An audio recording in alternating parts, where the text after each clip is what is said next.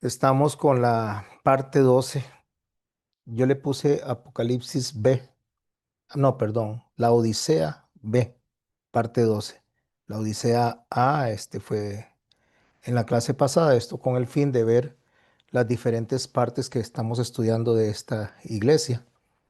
Y la razón es, como les decía hace un rato, que la etapa de la Odisea debe de quedarnos bastante clara, lo mismo que la etapa de Filadelfia.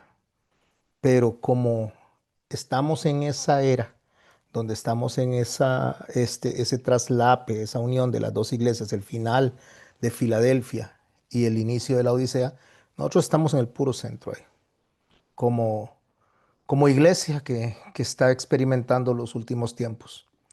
Voy a empezar leyendo el texto de Apocalipsis capítulo 3 a partir del verso 14, esto con el fin de que nuestra mente se ubique. No voy a hacer introducción de las otras clases anteriores, pero estaré trayendo pequeñas figuras de allá.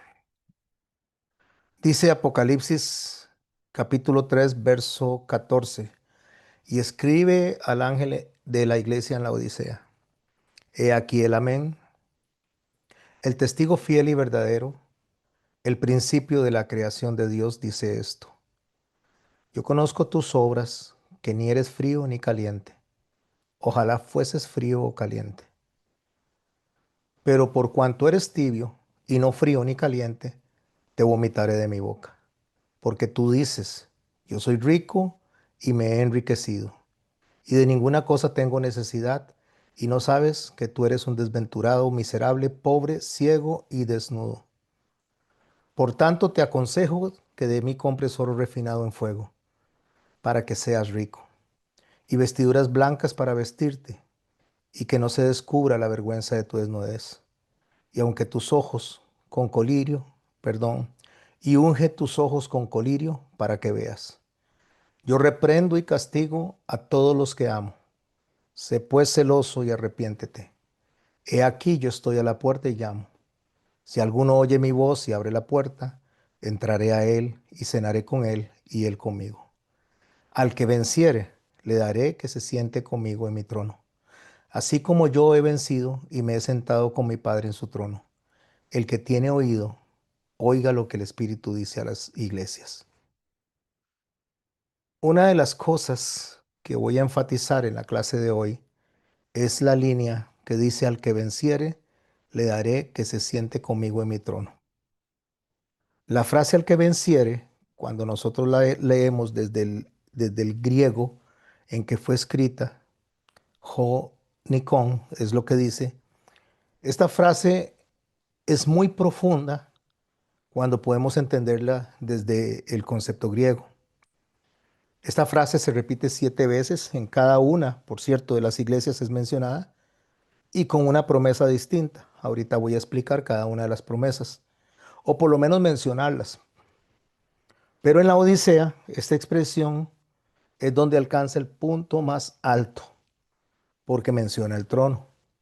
Vamos a ver lo que significa esto, qué es lo que implica teológicamente, proféticamente y escatológicamente, cuando dice al que venciere. Porque esto no es una promesa condicional, sino que lo que el Señor está dándole a la iglesia en este momento es identidad espiritual. Porque no significa al que logre vencer al final, no, no es eso lo que significa la palabra jonicón, sino que es un proceso continuo o un presente continuo. Cuando traducimos esto de manera literal, dice o se significa el que vive venciendo. Repito, la frase al que venciere que leemos en español, cuando la cogemos del griego, cuando la tomamos del griego, lo que dice literalmente el que vive venciendo. O sea, lo que nos enseña es el carácter de una persona que está dispuesta a vencer. O sea, es un participio presente, es una acción continua. El que permanece en la lucha, el que permanece venciendo todos los días. No es el que venció y llegó a la meta. O O sea, no es el que llegó y alcanzó y le dieron el premio en ese momento. No, no. Esta frase, mis hermanos y mis hermanas, no solamente va a referirse a sobrevivir a la tribulación como tal, que es lo que tiene que ver con la iglesia de la Odisea, por lo menos la parte que se está quedando. Lo que esta frase indica es perseverar fielmente en medio de la prueba, hasta que se llegue el final de la carrera, o sea, hasta que llegue el final de los tiempos. Por lo tanto, no significa o no es sobrevivir lo que está definiendo al vencedor. O sea, porque venció, sobrevivió. O sobrevivió porque venció.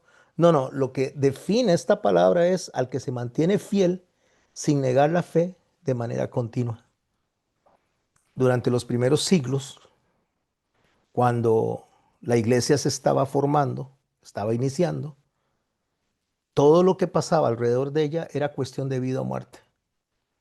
Por ejemplo, los cristianos de Esmirna, los de Pérgamo y los de Tiatira, ellos entendían bien lo que era vencer porque vivían en el día a día en esa lucha por sobrevivir.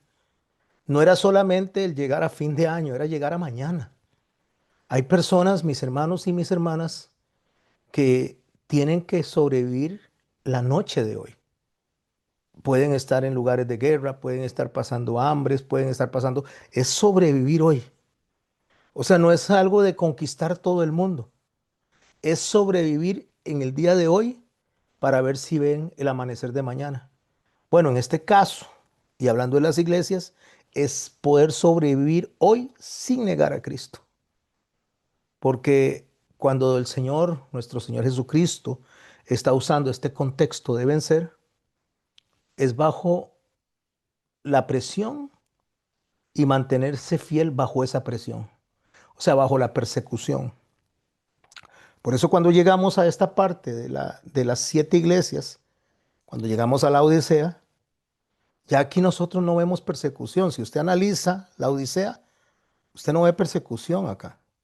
Incluso hay gente que dice es que hay persecución en el mundo para los cristianos. No, no, eso no es cierto.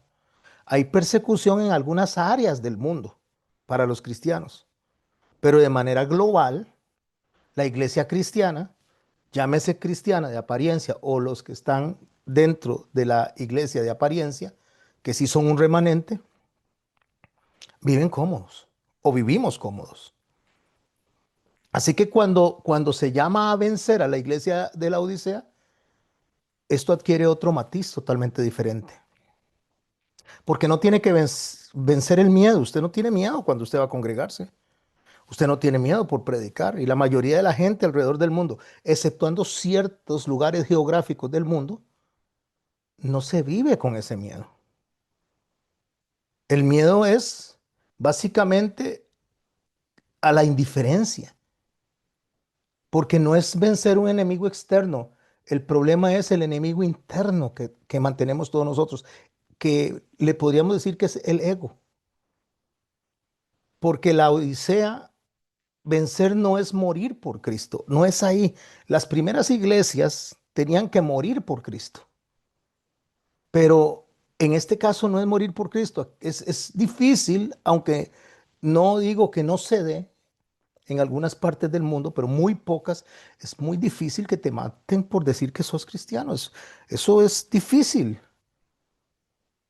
pero en el tiempo de la Odisea es vivir para Cristo cuando las personas no quieren hacerlo, cuando las personas quieren vivir para sí mismos y no para Cristo.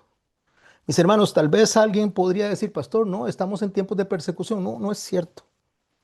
No es cierto. Agarre usted todos los países del mundo y dígame en qué países del mundo se persigue hasta la muerte al cristiano. Podríamos decir que tal vez en unos 5 países o digamos que en 10 países. Porque inclusive en los lugares más radicales, en los lugares donde no se tolera el cristianismo, la gente vive. Tiene que cumplir ciertas reglas, pero no los andan matando, porque no se quieren meter en problemas políticos a nivel mundial. Entonces no quiero que creamos que no existe la persecución por razón de fe, pero no como la gente lo pretende. Aquí en Costa Rica, hablemos, ¿cuántas personas matan aquí a diario por razón de la fe? Y sea cualquier fe, sea ser cristiano, sea ser musulmán, sea ser maometano, sea lo que sea.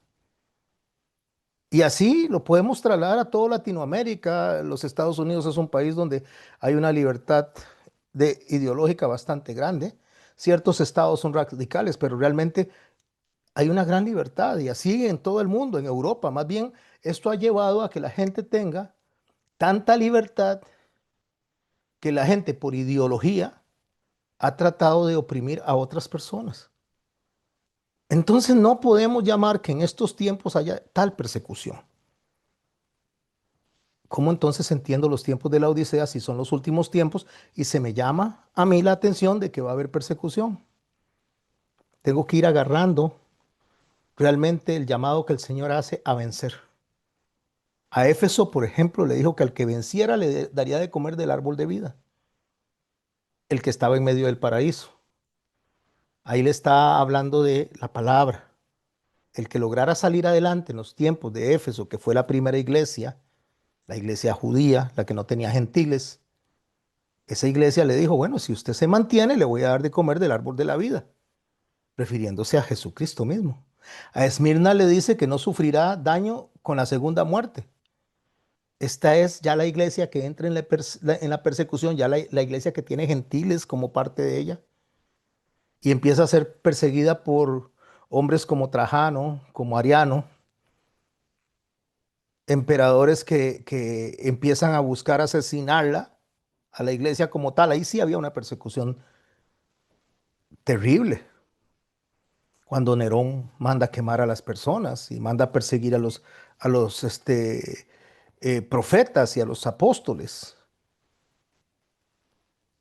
A esa iglesia es a la que le dice que si vence no sufrirá el daño en la segunda muerte. Le está hablando que será resucitada para Cristo. Literalmente le está hablando de que va a morir por causa de la persecución, por causa de la palabra. A Pérgamo, que se une, se sincretiza, le dice que si vence, dice al que venciere le daré el maná escondido, porque Pérgamo es donde nace la iglesia universal, la iglesia católica, de donde después vendrán las otras iglesias. Entonces a esa le dice, le daré el maná escondido y le daré una piedrecita blanca que en medio del sincretismo, ahí le va a dar un nombre nuevo, le está diciendo, bueno, yo me voy a casar contigo, con ese remanente, no con toda la iglesia, con ese remanente que está en medio. Y le daré un nombre que nadie conoce sino el que lo recibe.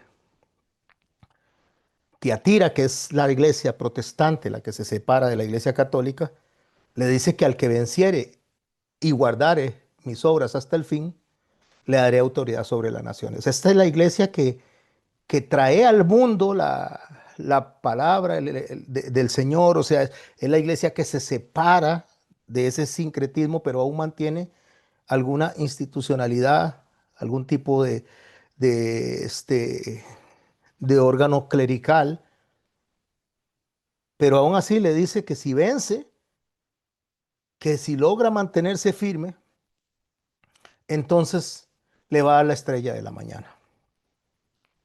Eso se lo dice a Tiatira, hablándole del entendimiento, pero Tiatira crece, no es una iglesia que tenga poder en cuanto a lo que es el impacto hacia el mundo, sino que es una iglesia que se va a mantener ahí.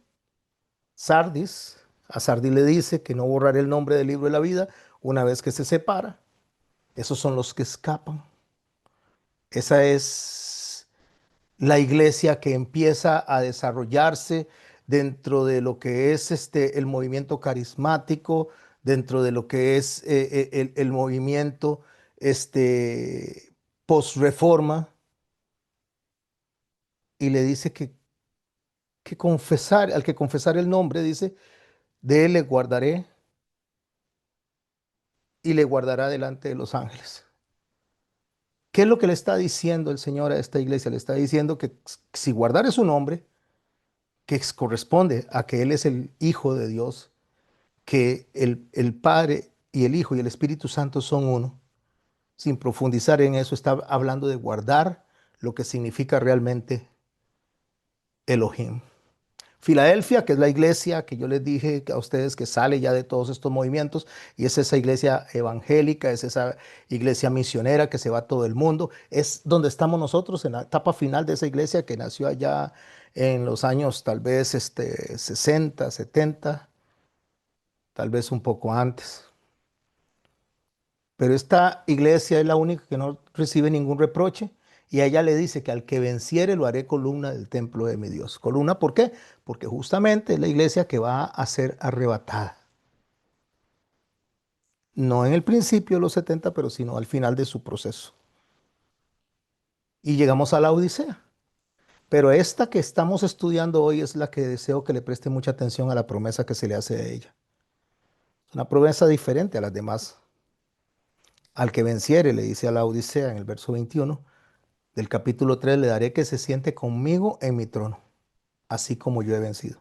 Le daré que se siente conmigo en mi trono. Pero si ya en el final de Filadelfia el Señor se arrebató a su iglesia, arrebató al remanente que está metido entre el traslape de Filadelfia y la Odisea, y le dice, al que le daré que se siente conmigo es porque ya está sentado en el trono, y le dice a ustedes, si logran vencer, les daré que se sienten conmigo, donde ya yo estoy sentado. Esa es la iglesia que le está tocando a la puerta. O sea, en sentido profético, mis hermanos y mis hermanas, los vencedores de la Odisea son aquellos que habiendo sido o habiendo estado en una iglesia tibia, que se creía autosuficiente, que se creía materialista, pero está en la etapa esa donde empiezan a tener entendimiento y se empiezan a arrepentir, pero no por estar con el Señor, sino por estar abajo.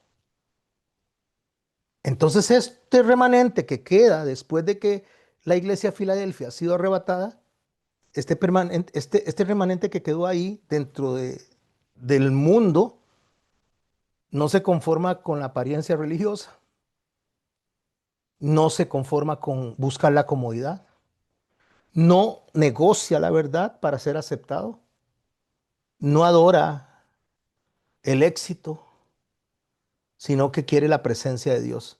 Entonces ellos son el remanente dentro del remanente. ¿Cómo, pastor? El remanente, ¿qué es lo que me está diciendo? Es que dentro de la iglesia que estaba para ser arrebatada, donde un remanente fue llevado, quedó un grupo de personas, le vamos a llamar las cinco vírgenes insensatas, las que no tuvieron el aceite y extra. Esas se quedaron para ser remanente. Ellos son el remanente que quedó dentro de la iglesia apóstata. Esos son los que necesitan abrir la puerta para que el Señor los haga libres. Esa es la etapa final en la que estamos, mis hermanos y mis hermanas. Porque Jesús no dice que los vencedores verán el trono. No, no, no, eso no es lo que está diciendo. Él está diciendo que los vencedores se sentarán en el trono. Y esto es una clave. Porque no es una promesa que se cumple aquí en la tierra. No puede cumplirse una promesa en la tierra de sentarse al lado del trono si estamos hablando de que en el capítulo 4 y 5, que les recomiendo que lo mantengan leyendo, se está dando justamente las fiestas de las bodas en los cielos. Entonces, después de un proceso de purificación, después de un proceso de santificación que va a ser la tribulación para este grupo de personas que quedaron, vendrá la recompensa. Pero ¿dónde queda este grupo de personas? Si bien es cierto que del capítulo 6 al 19 de Apocalipsis vamos a ver una parte histórica de toda la tierra y de todos los creyentes y las iglesias en la tierra, también vamos a poder entender el proceso por el cual tuvo que pasar estas personas que no fueron arrebatadas. Voy a irme un poquito hacia adelante y vamos a ir al capítulo 6 de Apocalipsis en el verso 9 al 11. Aquí hay una escena. que vamos a verla. Vamos a estar yendo al frente y vamos a estar regresando. De vez en cuando vamos a ir hacia atrás y vamos a estar regresando. Así es como nos vamos a estar moviendo dentro de la profecía. En el capítulo 6 de Apocalipsis, en el verso 9 dice así, y preste atención por favor a lo que han llegado ustedes a recibir hasta este momento. Dice así, vi bajo el altar las almas de los que habían sido muertos por causa de la palabra. Preste atención, por favor. ¿Qué es lo que Juan está viendo?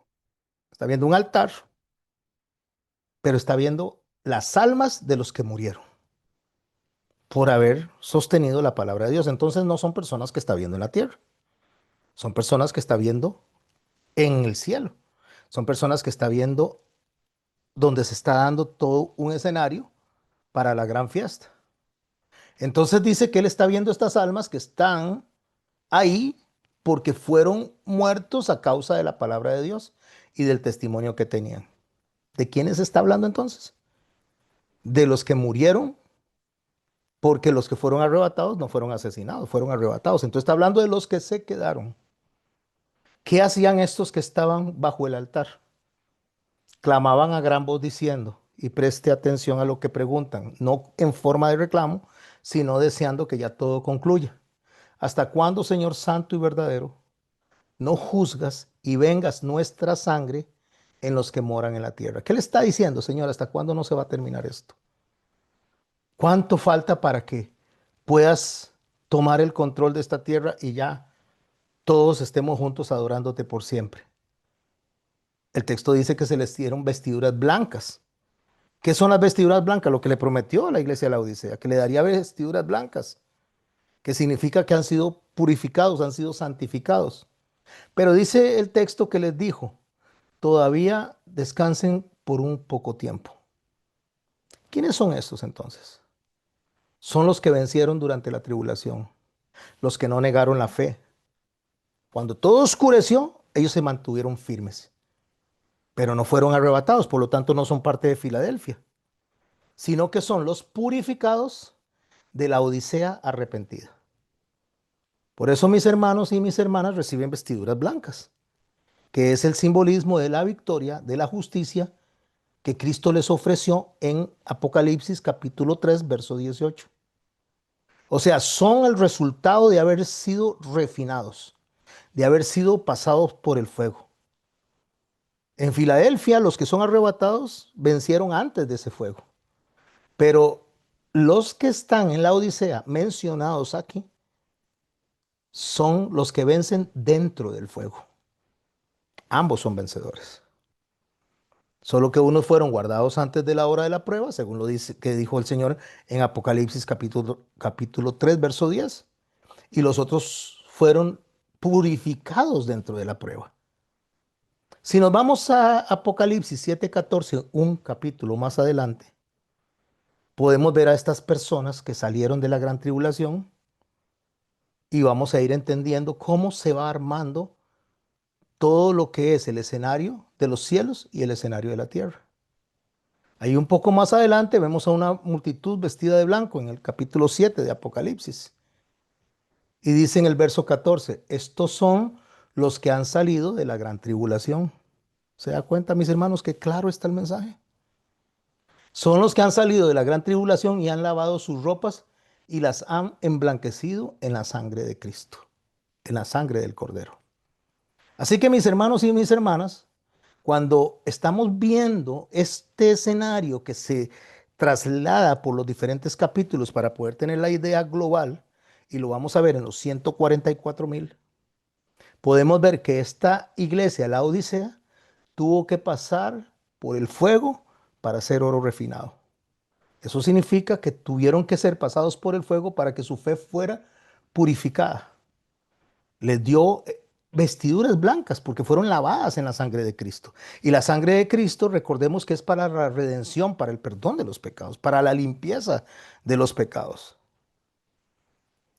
¿Cuál es la recompensa por esto? Sentarse junto al trono. Esa es la recompensa por haber perseverado hasta el final. Así que esta multitud que no fue arrebatada, son los que volvieron a Dios dentro de la tribulación. Los que no se dieron al sistema de la bestia, la cual explicaré después.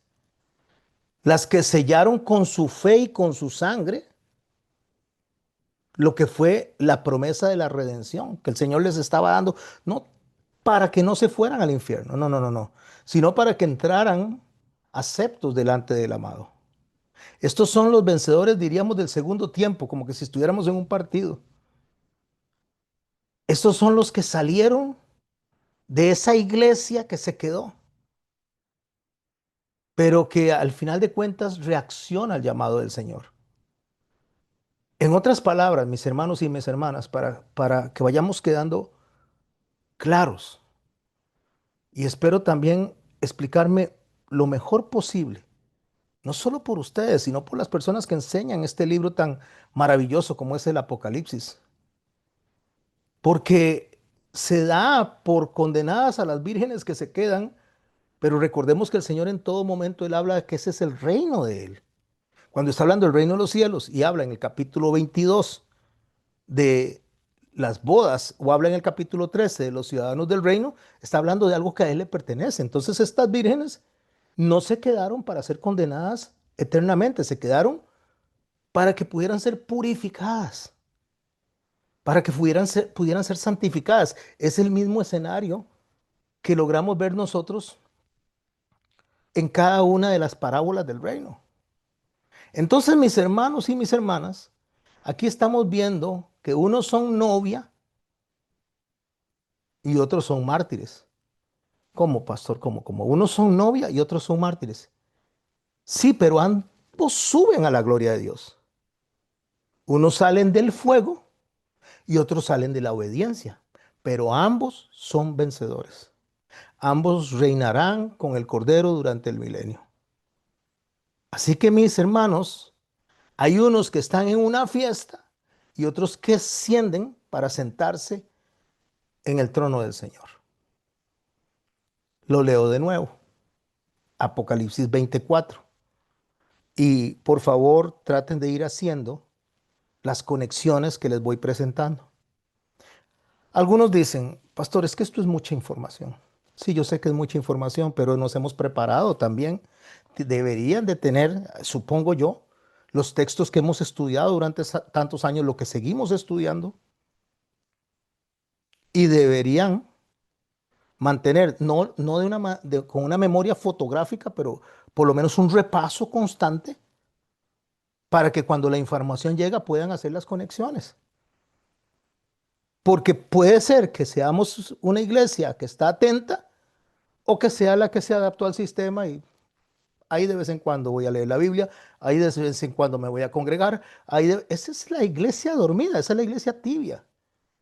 Y mi hermano y mi hermana, ¿qué es usted? ¿Parte de la iglesia tibia o es parte de la iglesia que está activa, aprendiendo?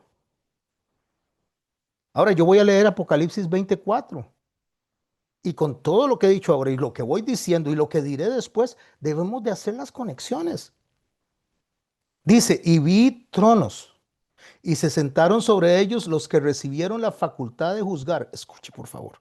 Recibir la facultad de juzgar significa que se ganaron esa, esa autoridad. ¿Cómo se la ganaron? Vio a estas personas que recibieron la facultad de juzgar, se lo ganaron cuando fueron arrebatados, cuando fueron llevados ahí porque fueron personas obedientes, personas que siguieron el consejo de Cristo, que estuvieron esperando atentamente con las lámparas llenas, cuidando la luz de la lámpara y cuidando el aceite extra, limpiando el pabilo. Pero hay otro grupo de personas ahí. Vi tronos y se sentaron sobre ellos los que recibieron la facultad de juzgar y vi almas de los decapitados por causa del testimonio de Jesús. Ahí está otro grupo. Los decapitados. ¿De dónde salen esos decapitados? De la gran tribulación. Fueron decapitados por causa del testimonio de Jesús y de la palabra de Dios. Los que no adoraron a la bestia ni a su imagen. Los que no recibieron la marca en sus frentes ni en sus manos. Y escuche, y vivieron y reinaron con Cristo 1000 años. ¿Se da cuenta? Que el cumplimiento literal de la promesa a la Odisea se está dando ahí. ¿Qué fue lo que le dijo el Señor a la Odisea? Al que venciere le daré que se siente conmigo en mi trono. Así que los que vencieron, mis hermanos, a la presión del sistema, los que se negaron a adorar a la bestia en un escenario de persecución, de real persecución, no es lo que nosotros llamamos ahora persecución. Que le digan a usted o que me digan a mí que somos unos atajapapayas, o que nosotros somos unos panderetas, o que somos unos retrógradas, o que somos unos fanáticos, eso no es persecución. Es más, que lo despidan a uno del trabajo por razones de la fe, eso no es persecución. Eso se da en muchos ambientes y en muchos escenarios. Hay gente que la despiden por razones de fe política, por razones de política. A otras personas las despiden pues, porque es mujer y no hombre, o porque es hombre y no mujer. Hay muchos escenarios. Una persecución es cuando una persona es asesinada y no puede hacer nada por causa de lo que cree. Por eso esos son los que vencieron a ese sistema de presión. Los que no adoraron a la bestia, los que prefirieron ser decapitados, esos son los que están sentados en el trono o en los tronos junto a Cristo. Esos son los que van a estar reinando por 1000 años con Cristo. Son los que se quedan, es decir, los que no fueron arrebatados, pero permanecieron fieles en medio de la tribulación. Yo diría esto, mis hermanos, y que entre más escribo de la Odisea, entre más me meto, me penetro, más el Señor trae a mi mente y a mi corazón. Y llegué en un momento y le dije, Señor, pero estos son los que se parecen más a ti, no los arrebatados. Los arrebatados sí es cierto, personas fieles, personas que te aman, personas honestas, personas que quisieron mantenerse, pero los que más se parecen a ti son los que sufrieron, los que fueron decapitados porque se parecen más a ti. El varón experimentado en dolores y en quebrantos, que dice Isaías 53. A Isaías describe a Jesús en su aspecto humano, pero doliente. No lo muestra como un rey glorioso, no lo muestra como la iglesia arrebatada, lo muestra como el siervo sufriente que ha experimentado el quebranto. Lo describe de esta manera: despreciado y desechado entre los hombres, varón de dolores, experimentado en quebranto, y como que escondimos de él el rostro. Fue menospreciado y no lo estimamos. Mis hermanos, este texto no solo está profetizando la cruz de Cristo, sino un modelo de todos los que participan en el sufrimiento de Cristo. Por eso Pablo lo entendió de una manera tan clara y lo dijo tan claro a la iglesia en Filipo, al fin de conocerle y el poder de su resurrección y la participación de sus padecimientos, llegando a ser semejantes a él en su muerte. Filipenses 3:10. Porque este modelo del varón experimentado en dolores y quebrantos no se agota en Cristo cuando él muere y resucita. Se extiende en el tiempo. Se extendió en la iglesia que ha sido perseguida. Cristo, aunque murió y resucitó y la obra está completa, el sufrimiento se extiende en las personas que lo aman y le siguen, en aquellos que quieren reflejar el carácter de Él en medio del sufrimiento. Así que este es el patrón que nosotros vemos hasta que llega a la iglesia que está cómoda, que se siente bien, que se siente poderosa, que se siente rica, que cree que todo lo puede decretar, que todo lo puede declarar, que no necesita de Dios, que es la Odisea. ¿Cómo yo sé eso? Porque todo el escenario me lo explica. Cuando yo pienso en la Odisea y pienso en Filadelfia, debo de analizar dónde están un grupo de personas antes o después del Apocalipsis. Perdón, antes o después del arrebatamiento. Porque cuando usted se va a estudiar el capítulo 13 de Apocalipsis, usted se encuentra un grupo de personas que son los 144,000 testigos que están en la tierra, que después lo explicaré a profundidad, como lo estoy haciendo ahorita con la Odisea, cuando llegue a ese capítulo. Pero esos 144,000 que están ahí, cuando usted busca entre ellos, se supone que son 12,000 de cada tribu, no encuentra a Dan ni encuentra a Efraín. Entonces usted dice, ¿y dónde está Dan y Efraín? En lugar de Dan y Efraín, usted se encuentra a José y a Manasés.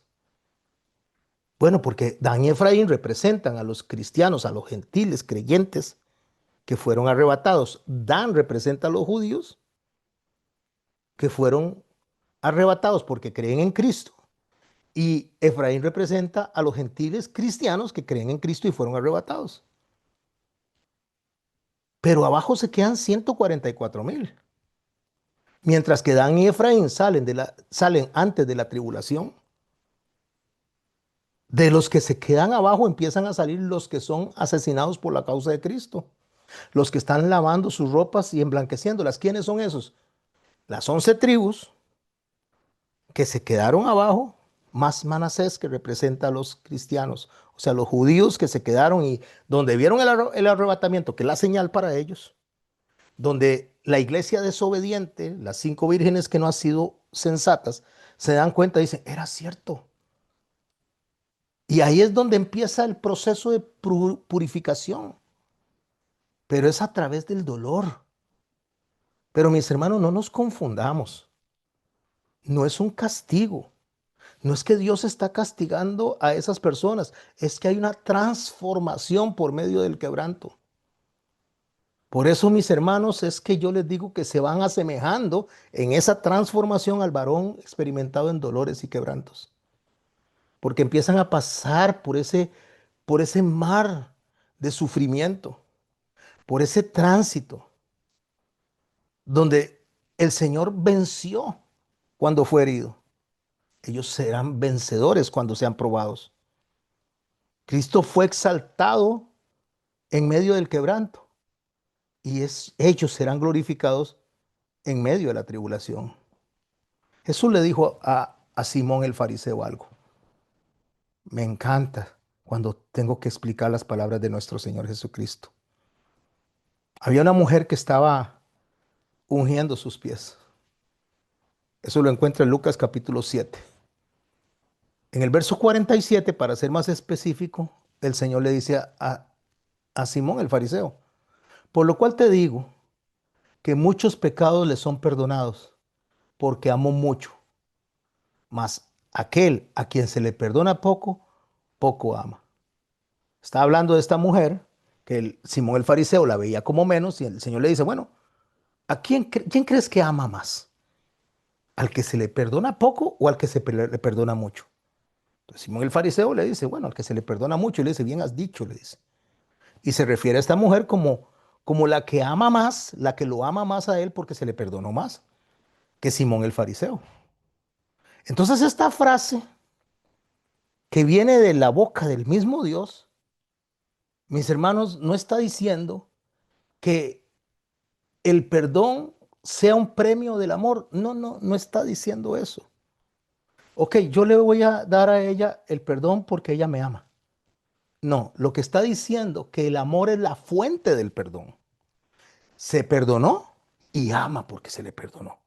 No está diciendo que tuvo que amar para ser perdonada. No, no. Lo que está hablando es que al experimentar el peso del pecado, logra experimentar la profundidad del perdón. Por eso ama más. Porque comprende el valor de la gracia, porque comprende el valor del sacrificio. Porque ahí es donde hay más conciencia de la redención. Y al haber conciencia de redención, hay una expresión completa, total y entendida del amor.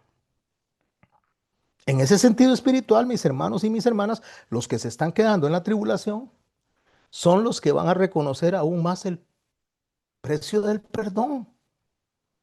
Porque los que fueron arrebatados en la figura de Dan y Efraín, ellos representan la fidelidad, la obediencia.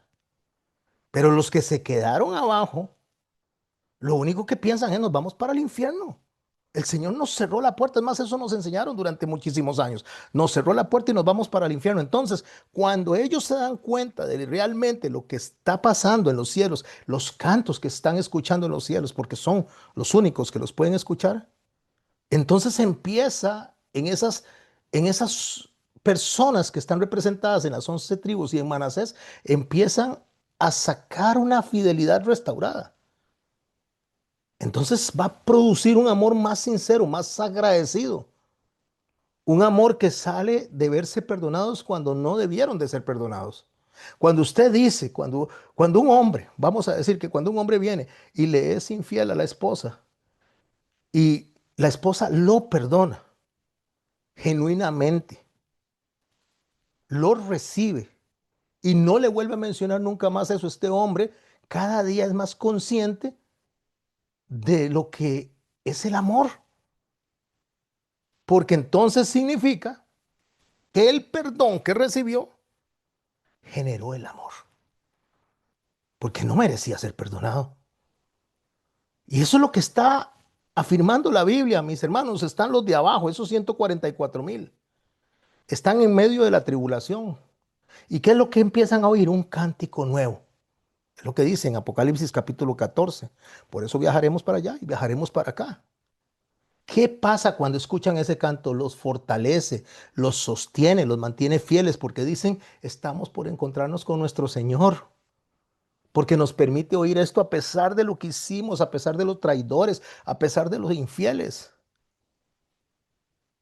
Yo les explico esto, mis hermanos, y cuando les explico esto, mi mayor deseo es que reciban la palabra de una manera clara, entendible. Les leo Apocalipsis 14, 2 al 3. Y con esto, mis hermanos, si puede hacer las conexiones, si puede hacer todo un escenario, porque no es agarrar y leer del 1 al 22 el Apocalipsis, es entender cómo está interconectado esto. Con lo que les he explicado al este momento, yo espero que puedan tener un oído atento y entendido a lo que van a escuchar. Y oí una voz en el cielo, como estruendo de muchas aguas y como sonido de un gran trueno. Y la voz que oí era como de arpistas que tocaban sus arpas y cantaban un cántico nuevo delante del trono y delante de los cuatro seres vivientes y de los ancianos. Y nadie podía aprender el cántico sino aquellos 144,000 que fueron redimidos de entre la tierra. Amén. Aleluya, mi Señor. Hay dos niveles simultáneos. Hay un cántico celestial y hay 144,000 que lo están escuchando, están aprendiendo, están interiorizando. Y ese es el sustento que los hace sostenerse en medio de esa gran tribulación. A veces, mis hermanos, cuando oigo esto, yo digo, Señor, entonces, ¿qué nos causa a nosotros más gozo? ¿El ser arrebatados o el ser perdonados? Y escuchar esas hermosuras de cánticos, de ángeles, de redimidos en los cielos y saber que aún en medio de nuestra falencia, en medio de nuestra naturaleza pecaminosa, en medio de que nos quedamos, aún nos sigues amando. Ese es el lenguaje profético, mis hermanos, que la adoración del cielo alimenta la fe a los que están en la tierra. Son los redimidos, no de Filadelfia, que fueron arrebatados. Los que están en el cielo, los de Filadelfia, son los que están cantando en las bodas. Son los redimidos en la tierra, los que pasaron por la tribulación y están oyendo eso. ¡Wow! Esto es una comunión invisible que hay entre el cielo y la tierra en ese momento. Lo que en el cielo hay es adoración y lo que hay en la tierra es fortaleza.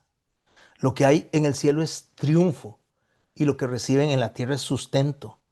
Los de arriba están cantando y los de abajo están siendo consolados. Ese cántico nuevo, mis hermanos, no se oye con los oídos, se percibe con el espíritu. Lo dijo nuestro Señor Jesús, mis ovejas oyen mi voz. Los que se quedan son los que están reconociendo la voz del pastor llamando a través del canto de todos los que están ahí, llamando a través de todo lo que está pasando en los cielos, llamando y recordándoles que aún Él los ama. ¿Se acuerda lo que dijimos? Que al que más el Señor perdona, más ama. Pues ese amor, mis hermanos, ese hermosísimo, bellísimo, extraordinario amor nos hace sensibles a la voz del cielo. Porque el quebranto afina, porque el sufrimiento nos acerca a Cristo, porque el dolor quita el ruido del mundo. Y cuando el alma está desnuda, puede escuchar lo que los demás no pueden oír. Por eso, mis hermanos, es que cuando atraviesan por el fuego, no enloquecen. Al contrario, se ponen felices porque saben que lo que viene es mejor que lo que están viviendo. No sobreviven porque tengan fuerza. Sobreviven porque hay un cántico que les resuena en el interior. Y yo espero que hoy lo que yo estoy hablando, mis hermanos, les suene como música, como un cántico de los cielos en su interior también. Nadie podía aprender el cántico, sino aquellos que fueron redimidos de entre los de la tierra. Esto no es exclusión, esto es revelación. Solo los que han pasado por un proceso de perdón, mis hermanos, de quebranto, de restauración, podemos entender esto que estamos hablando. Solo si usted ha sido quebrantado, si ha sido llevado hasta el suelo, si ha sido puesto en el barro, puede entender lo que estamos hablando. Si no, no lo va a entender. Usted no va a entender el amor de una persona hasta que la persona no le perdona sus faltas. Usted no va a entender cuánto lo ama su esposa hasta que no experimente el perdón por amor. No lo puede entender. Usted no puede entender como hijo cuánto lo ama su madre o su padre hasta que no experimente el perdón de ellos en medio de la desobediencia y aún así le sigue amando. Porque solo los que han pasado por este proceso, solo los que hemos pasado por este proceso, podemos entender la melodía, el cántico del Cordero. Y el cántico del Cordero no viene de él solamente. El cántico del Cordero viene de miles, de millones y de millones de ángeles que dicen santo, santo, santo es el Señor. Y de personas que están cantando y adorando al Señor y le están diciendo a él, de Jehová es la salvación. Solo, mis hermanos, los que hemos pasado por ese proceso de perdón, podemos entender a los que se quedan en la tribulación. Podemos entender que en medio del sufrimiento, por mucho que lo estén pasando, pueden disfrutar y cantar. Me contaban en una oportunidad de un libro que fue escrito por los tiempos de la Segunda Guerra Mundial, que muchas personas que eran llevadas a los hornos iban cantando Mashiach, Mashiach, Mashiach. Mis hermanos, y la gente hasta que se quedaba como paralizada y decía, ¿por qué están cantando si los vamos a asesinar? Porque tenían una comprensión de hacia dónde iban. Mis hermanos y mis hermanas, cuando los cristianos del primer siglo fueron perseguidos por Nerón, cantaban cuando eran arrojados a los leones, cantaban cuando eran quemados, cantaban cuando eran asesinados, decapitados, y eso era imposible de entender, porque no es un canto por emoción, es un canto por la memoria de la redención de aquel que nos amó, de aquel que nos sostiene, de aquel que nos abraza, de aquel que por amor se ganó una posición por la cual toda lengua confiesa, toda rodilla se dobla diciendo que Él es el Señor. Sí, mi hermano, sí, mi hermana, los que se quedaron pueden oír ese cántico desde abajo y eso los inspira, eso los sostiene. Así que la Odisea, los que se quedaron abajo, no se quedaron para ser llevados a la condena eterna, sino que se quedaron porque hay un cordón invisible entre el cielo y la iglesia que se quedó para ser purificada. Cuando todo se ve derrumbado, cuando todo parece que ya no tiene solución, el Señor nos dice, sigan caminando, Sigan caminando, escuchen mi voz y sigan caminando. Esto no es para el mundo, esto es para ustedes. El canto de Cordero, mi hermano y mi hermana, que está resonando en este momento en sus oídos, en su corazón, y que le está moviendo las fibras de su corazón en este instante. Ese canto, mis hermanos, está siguiendo los pasos del fuego hacia Cristo. Si alguno oye mi voz y abre la puerta, entraré a él y cenaré con él y él conmigo. Eso es lo que le resuena a ellos. Ay, Señor, nos dijiste que si nos arrepentimos, nos vas a liberar, nos vas a sacar y vamos a estar contigo. Este verso no está hablando a personas inconversas, no, mi hermano y mi hermana. Este verso está hablando a una iglesia que se quedó afuera. No es un llamado a las personas perdidas, es un llamado a los que se distrajeron. El verbo kabou ahí implica un cántico suave, no es una imposición. Es un llamado a la puerta, tocando despacio, como cuando Elías estaba en la cueva. Y el Señor se le acercó y le dice, Elías, ¿qué haces aquí? Y Elías le dijo, es que Señor, me persiguen para matarme y solo yo he quedado. Y dice que vino un trueno y el Señor no estaba en el trueno. Pero cuando vino un silbo apacible, que significa compasión, amor, allí venía el Señor. Y le dio de comer y le dijo a Elías, levántate, porque te tengo que mostrar lo que has de hacer. Ese es el verbo que se está viendo aquí. Ese es el aquí. El aquí estoy. En el libro de Cantares me encanta cómo lo describe Salomón. He aquí, él está detrás de la pared, mirando por las ventanas, atisbando por las celosías. Uf, qué hermosura. Ay, Señor Santo, bueno. Solo me imagino viendo hacia abajo y diciendo, aquí estoy yo. Aquí estoy yo, los estoy esperando, porque la promesa es, si alguno todavía oye mi voz, esta persona que si oye su voz y abre la puerta en esa intimidad perdida, el Señor le dice, entraré a ti y cenaré contigo, o sea, te haré libre. Ese es el llamado a la puerta, es el llamado a esos redimidos, ese cántico hermoso. Es la voz del Cristo mismo. Mis hermanos, la Odisea, aunque la hemos visto y se ha visto como la iglesia más apóstata, la iglesia que está más destinada al infierno, mis hermanos, la Odisea tiene la promesa más hermosa, más íntima de todas las promesas. No le está prometiendo a ella una corona, como se lo prometió a las otras iglesias, no le prometió una piedrita blanca, no le prometió una puerta abierta, le está prometiendo sentarse con el amado a cenar. Es comunión, es restauración, es redención final, es libertad. Cenaré con él y él conmigo. Es el mismo verso que utiliza después en el capítulo 19, en el verso 9. O sea, en otras palabras, este cántico nuevo, esta cena que está presentando él, es un evento que debemos de entender en dos dimensiones. Los que están arriba están cantando en la mesa, están en una fiesta, están felices por estar ahí. Pero los que están abajo están preparándose para unirse a esa mesa.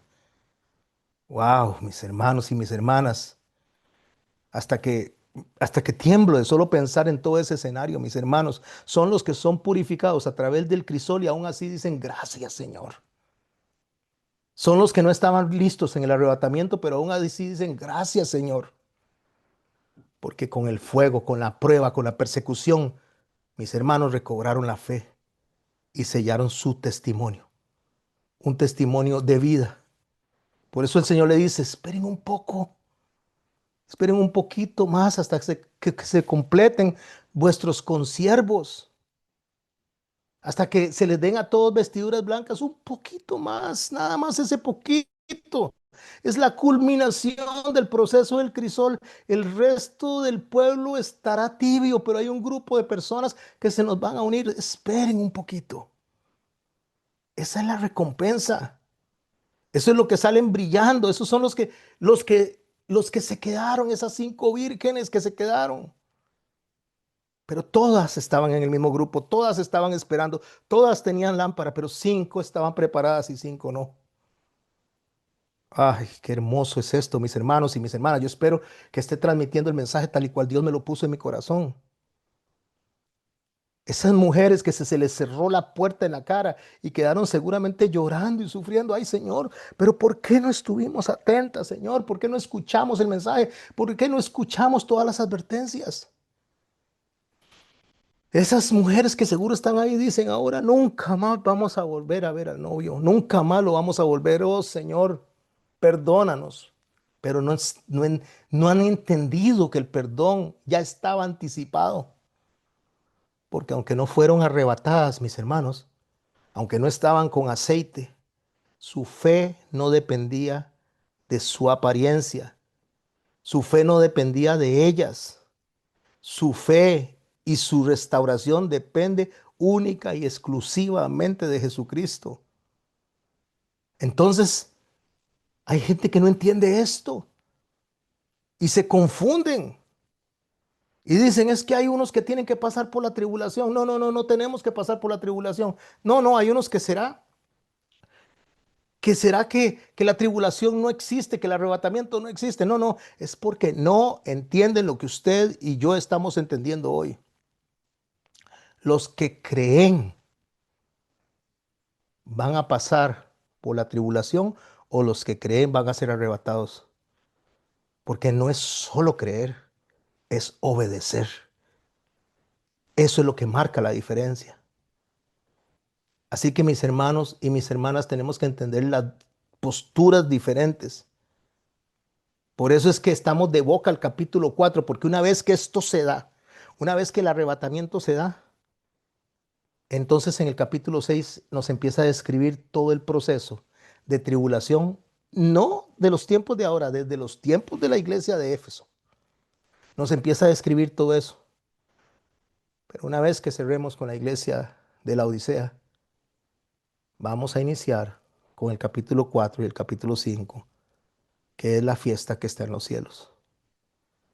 Mientras que abajo está la figura de los 144,000, los testigos, los que están en esa extensión de la misericordia, donde están metidos entre las naciones, pero que Dios no los ha olvidado. Que Dios les está dando tiempo a que se arrepientan. Que Dios les dice que los ama, porque al que ama, dice, Él lo disciplina. Quiero leer unos textos y terminar con la charla de hoy para que conversemos. Salmo 2, versos 7 al 9. Tú eres mi hijo, hoy te he engendrado. Pídeme y te daré por herencia a las naciones, como posesión los confines de la tierra. ¿Ese es el escenario para el Señor? Heredar todos los confines de la tierra, venir a gobernar durante el milenio. Isaías 9, verso 6. Porque un niño nos es nacido y se le dará el gobierno sobre su hombro, y su gobierno será de paz y no tendrá fin. Ahí está hablando nuevamente del Señor gobernando. Isaías 11, verso 10. En aquel día la raíz de Isaí estará para señal de los pueblos, los gentiles las buscarán. Y aquí que él pone bandera para las naciones y juntará a los desterrados de Israel. Isaías 42, he aquí mi siervo, el cual sostengo, mi escogido, pondré mi espíritu sobre él y será para justicia de las naciones. Yo Jehová te he llamado luz de las naciones. En Zacarías en el capítulo 9 dice que el rey vendrá a ti y gobernará de mar a mar, desde el río hasta los fines de la tierra. Isaías 61, levántate y resplandece porque ha venido la luz y la gloria de Jehová ha nacido sobre ti y vendrán naciones a tu luz y los reyes al resplandor de tu amanecer. Mis hermanos y mis hermanas, lo que el Señor nos está recordando a nosotros es el que tiene una promesa y esa promesa se va a cumplir y se va a cumplir con los que Él ha salvado. Nicodemo. le dice el Señor. Lo que sabemos hablamos y lo que hemos visto testificamos y no recibís nuestro testimonio. Hoy ustedes están escuchando el testimonio de Cristo. La revelación impresionante del Hijo como expresión del Padre. Eso es lo que la Odisea rechazó. Eso es lo que la iglesia dejó de lado por estar atento a las cosas del mundo. Deberíamos de haber más en esta clase, pero hay personas que están más atentas a otras cosas. Y cuando la iglesia se descuida por las cosas pasajeras, entonces deja de ser testigo de Cristo. Empieza a tratar más con las cosas del mundo, con la opinión, y es donde se empieza a poner tibia la iglesia. Y esa es la iglesia de los últimos tiempos. Por eso él le dice a la iglesia de la Odisea, no digas que soy rico, porque ese es el engaño de la autosuficiencia, ese es el engaño de creer que ya no necesitamos nada de Dios, que ya es suficiente, que suficiente palabra he recibido. Y el Señor nos dice a nosotros claramente que nunca será suficiente, nunca, porque nunca estaremos llenos si no es con Cristo. Quiero cerrar con una última frase. Yo reprendo y castigo a todos los que amo. Sé pues celoso y arrepiéntete. Este es el cierre, mis hermanos y mis hermanas, más espectacular que yo haya leído, más esperanzador que yo haya leído. Porque en medio de toda la desobediencia de la iglesia, de la Odisea, en medio de la autosuficiencia, en medio de la disciplina, en medio de lo que no es castigo, sino que es transformación, recibe la última palabra, la última oportunidad de arrepentimiento. Dice, yo reprendo y castigo a los que amo. Ese es eso hermoso. Ese es romper con la idea humana de que el amor siempre acaricia. Esa es la idea humana. La idea humana es que el amor siempre abraza. No, no, no. El verdadero amor no oculta la verdad, confronta, reprende para no condenar, corrige para salvar, porque el Señor al que ama, disciplina y azota al que recibe por hijo. Hebreos 12:6. Así que mis hermanos, la Odisea no está para ser destruida. La Odisea está para ser despertada. Sé pues celoso, le dijo, y arrepiéntete. Y el celo, mis hermanos, no es para ser fanático. El celo es para volvernos en amor hacia Él, quitar esa tibieza que está en nuestros corazones y estar con un corazón atento, esperando siempre la venida del Señor.